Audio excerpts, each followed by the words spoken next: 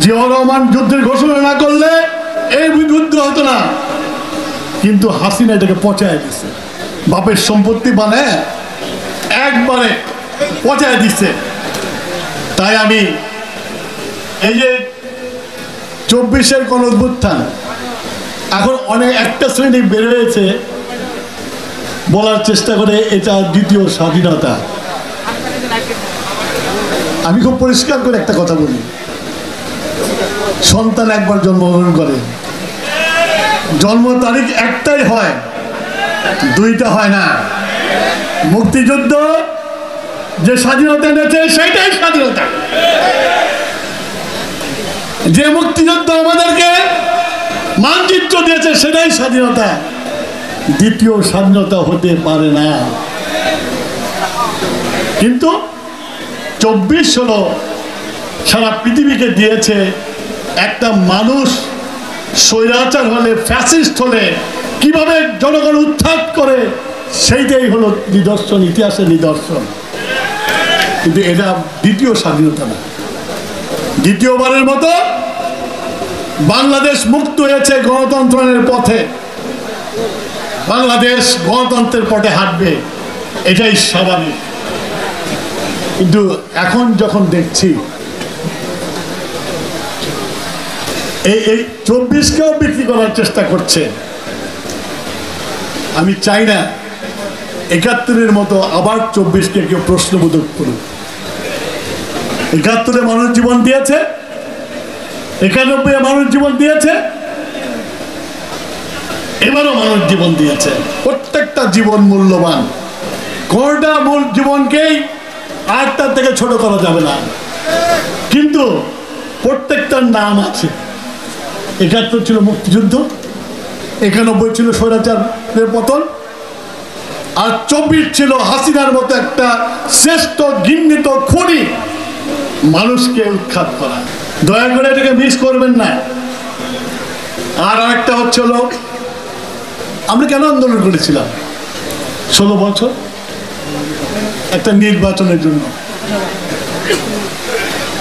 সেই নির্বাচন যাতে মানুষ যার যার ভোট শেষে দিতে পারে, মুক্ত মনে যায় যেন দিতে পারে, মুক্ত পরিবেশে যেন দিতে পারে, সেই জন্য এখন এই সরকার যদিও দেরি করেছে, কিন্তু দেশে একটা নির্বাচন হবে সেই ঘোষণা দিয়েছে।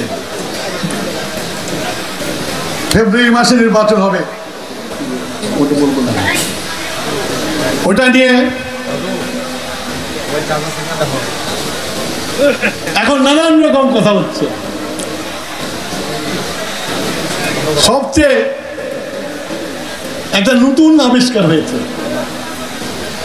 যে কি পিয়ার পদ্ধতি। তা আমি ফেসবুকে দেখলাম একজন আর একজনকে জিজ্ঞাসা করছে, ভাই পিয়ার পদ্ধতি কি? পিয়ার পদ্ধতি হচ্ছে ভোট দিবে সন্দ্বীপে আর প্রার্থী থাকবে হলো মালদ্বীপে, এটার নাম হলো পিয়ার পদ্ধতি। আমাদের বাংলাদেশের মানুষ যারা ভোট করে, ভোট দেয়, তারা তাদের প্রার্থীকে দেখতে চায় যে এই লোকটাকে আমি এমপি বানাবো, তার কাছে আমি আসতে পারবো কিনা, তার ঠিকানা ঠিক মতো আছে কিনা, এইসব দেখে ভোট দেয়। যেটা 1937 সালে চালু হয়েছে, এখনো চালু আছে। তো এইটা নিয়ে কোনো ল্যাবরেটরি গবেষণা করার জিনিস না। যার ভোট সে দিবে, একজনকে ভোট দিবে, সেই ব্যক্তিকে চিনতে হবে, সেই ব্যক্তিকে ভোট দিবে। পিয়ার টিয়ার মানুষ খায়ও না, পড়েও না, বিশ্বাসও করে না।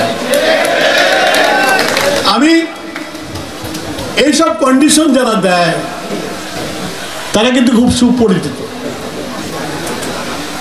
আমরা তাদেরকে 47 তাদের চরিত্র দেখেছি, পাকিস্তানের বিরোধিতা করেছে। আবার পাকিস্তান হওয়ার পরে যখন পাকিস্তানের প্রথম শাসনতন্ত্র হলো 1956 সালে, নির্বাচন দেওয়া হলো, মানুষ নির্বাচনে নেমে গেছে। লাহোরে রায়ট করে খানের মার্শাল করার পথ সুবস্ত করে দিল।